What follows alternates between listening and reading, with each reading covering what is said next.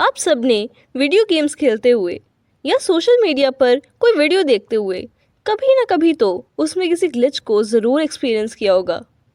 पर क्या हो अगर आपकी एक्चुअल लाइफ में कोई ग्लिच आ जाए? हमारी एक्चुअल लाइफ में भी ऐसे ग्लिच आते ही रहते हैं जिन्हें हम अक्सर नज़रअंदाज कर देते हैं। इन्हें कहते हैं द रियल लाइफ ग्लिचेस। जैसे कि फॉर एग्ज़ाम्पल आपने डेजा वू और मंडेला इफ़ेक्ट के बारे में तो ज़रूर सुना होगा। ये भी रियल लाइफ ग्लिचेस ही हैं। एंड आज मैं आपको जिस रियल लाइफ ग्लिच के बारे में बताने वाली हूँ उसका नाम है द प्लेसीबो इफ़ेक्ट। और बस इतना ही नहीं, मैं इस वीडियो में इस प्लेसीबो इफ़ेक्ट को हमारे सबकॉन्शियस माइंड से भी जोड़ने वाली हूँ। ये वीडियो काफ़ी डेप्थ में जाने वाली है। Please watch till the end and let's start.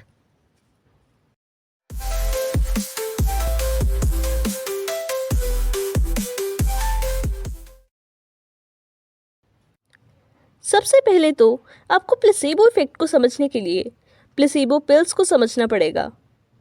Placebo pills actually dummy pills होती हैं जो कि एक्चुअल मेडिकेशन की तरह ही दिखती हैं, बट उनमें कोई भी एक्टिव मेडिकल या ड्रग मटेरियल नहीं होता। इन्हें शुगर, स्टार्च या और भी कुछ ऐसे मटेरियल से ही बनाया जाता है एंड इनमें ऐसा कोई भी इंग्रेडिएंट नहीं होता जिससे पेशेंट में कोई हेल्थ इम्प्रूवमेंट आ सके। बट समहाउ ये पिल्स पेशेंट्स की हेल्थ में ड्रास्टिक इम्प्रूवमेंट शो कर चुकी हैं due to the placebo effect. Placebo effect एक ऐसा इफ़ेक्ट है जिसमें बिना किसी एक्चुअल मेडिकल ट्रीटमेंट के पेशेंट्स की हेल्थ इन प्लेसीबो पिल्स से ही ठीक हो जाती है, जस्ट बिकॉज उन्हें ये प्लेसीबो पिल्स खिलाते हुए ये बताया नहीं जाता कि जो वो पिल्स खा रहे हैं वो एक्चुअल पिल्स नहीं हैं एंड जस्ट डमी पिल्स हैं।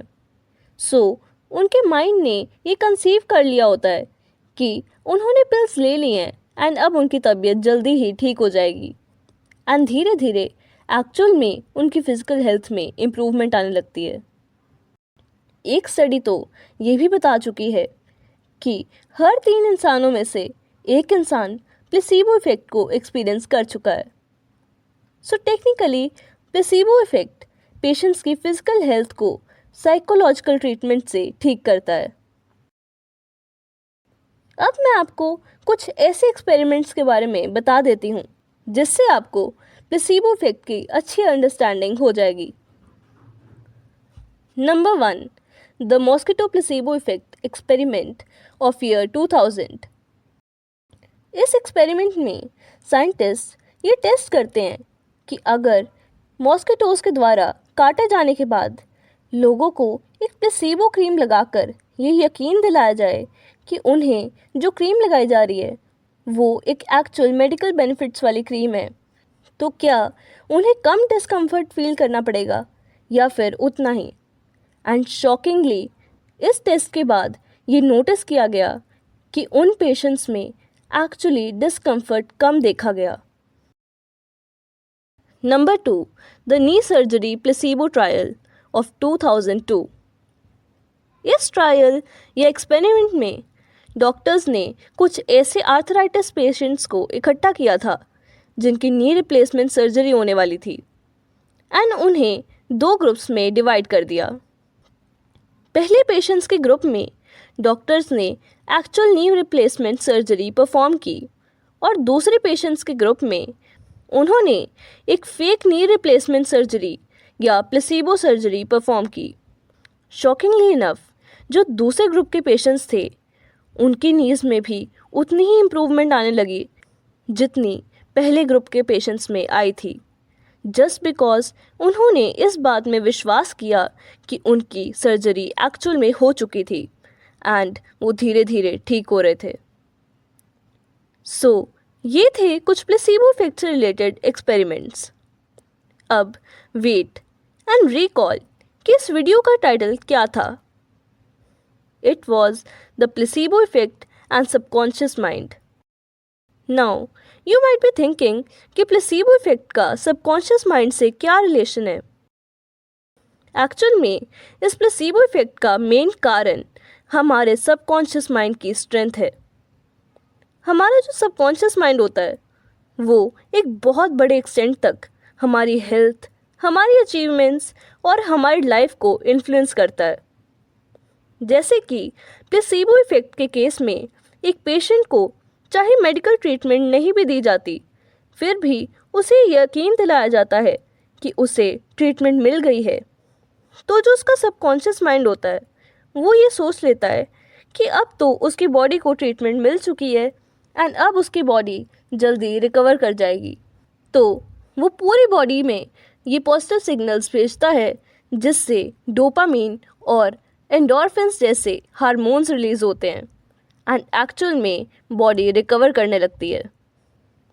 इस कारण से प्लेसीबो इफेक्ट को मैनिफेस्टेशन और सब्लिमिनल से भी जोड़ा जा सकता है। So let me tell you more about manifestation and subliminals. How manifestation works. Manifestation के बारे में तो आप सब जानते ही होंगे। इसका मतलब होता है अपने डिज़ायर्ड आउटकम को बार बार विजुलाइज करना या बार बार ये बोलना कि मैं अपना डिज़ायर्ड आउटकम अचीव कर सकता हूँ या कर सकती हूँ। इससे हमारा जो सबकॉन्शियस माइंड होता है वो हमारे आउटकम के टुवर्ड्स एक पॉजिटिव एटीट्यूड फॉर्म कर लेता है एंड एक्चुअल में ये चीज़ सोच लेता है कि हम उस आउटकम को अचीव कर सकते हैं, चाहे वो चीज़ कितनी भी मुश्किल ही क्यों ना हो। आपने आज के समय में कई लोगों को मैनिफेस्टेशन के लिए पिंटरेस्ट मैनिफेस्टेशन बोर्ड बनाते हुए तो ज़रूर देखा होगा एंड ऐसे बहुत सारे लोग हैं जो ये क्लेम करते हैं कि वो अपने उस पिंटरेस्ट बोर्ड को मैनिफेस्ट कर चुके हैं। अगर आप चाहते हो कि मैं मैनिफेस्टेशन पर एक अलग से वीडियो बनाऊं कि मैनिफेस्टेशन कैसे करनी चाहिए, ये कैसे रिजल्ट देती है एंड ऑल, तो आप मुझे कमेंट्स में ज़रूर बता सकते हो। How subliminals work. अब आप में से मोस्टली लोगों को ये नहीं पता होगा कि सब्लिमिनल्स होते क्या हैं, एज ये इतने पॉपुलर नहीं हैं। सो सब्लिमिनल्स ऐसे ऑडियो ट्रैक्स होते हैं जिनमें सॉन्ग्स, वाटर नॉइसेस या ऐसी कोई और साउंड्स के बीच एफर्मेशंस को छुपाया होता है एंड इन्हें सुनकर ही हम अपने डिज़ायर्ड रिजल्ट को अचीव कर सकते हैं। ये एफर्मेशंस एक ऐसी फ्रीक्वेंसी पर सेट की होती हैं कि वो हमारे कॉन्शियस माइंड एंड बॉडी को ऑडिबल नहीं होती, बट हमारा जो सबकॉन्शियस माइंड होता है वो इतना स्ट्रॉन्ग होता है कि वो इन एफर्मेशंस को एब्जॉर्ब कर ही लेता है एंड हमें डिज़ायर्ड रिजल्ट प्रोवाइड करता है। लाइक फॉर एग्ज़ाम्पल, मुझे कोई पर्टिकुलर फेशियल फीचर मैनिफेस्ट करना है तो मैं उसका सब्लिमिनल सर्च करके देख सकती हूँ एंड मैं ये सब अपने मन से ही नहीं बोल रही, बल्कि यूट्यूब, स्पॉटिफाई एंड और भी कई सोशल मीडिया प्लेटफॉर्म्स पर ये सब्लिमिनल कम्युनिटी एक्टिव है और बहुत सारे लोग ये शेयर करते हैं कि कैसे उन्होंने सब्लिमिनल्स के थ्रू अपने डिज़ायर्ड अपीयरेंस या पर्सनालिटी ट्रेट्स मैनिफेस्ट की। हाउएवर, कुछ ऐसे लोग भी हैं जो इसे बस प्योर नॉनसेंस समझते हैं कि ये वर्क कैसे कर सकता है एंड यस, ये कई लोगों पर वर्क नहीं करता। ये सिर्फ उन्हीं लोगों पर वर्क करता है जो एक्चुअल में इस बात पर बिलीव करते हैं एंड ट्रस्ट करते हैं कि ये वर्क करते हैं, because our subconscious mind is just based on our belief. So that's it for today's video. And पर मैं आपको बस ये कहना चाहूँगी कि आपको अपनी खुद की तरफ एक पॉजिटिव एटीट्यूड रखना चाहिए, क्योंकि जैसा हम अपने खुद के बारे में सोचते हैं हमारा सबकॉन्शियस माइंड वही चीज़ें एब्जॉर्ब करता है एंड उसे ही रिफ्लेक्ट करता है। So just think positive and you will be shocked at how positive your life gets. तो अगर आपको वीडियो अच्छी लगी हो तो please like my video and subscribe to my channel. अब हम मिलते हैं अपने नेक्स्ट वीडियो में, तब तक bye bye and take care.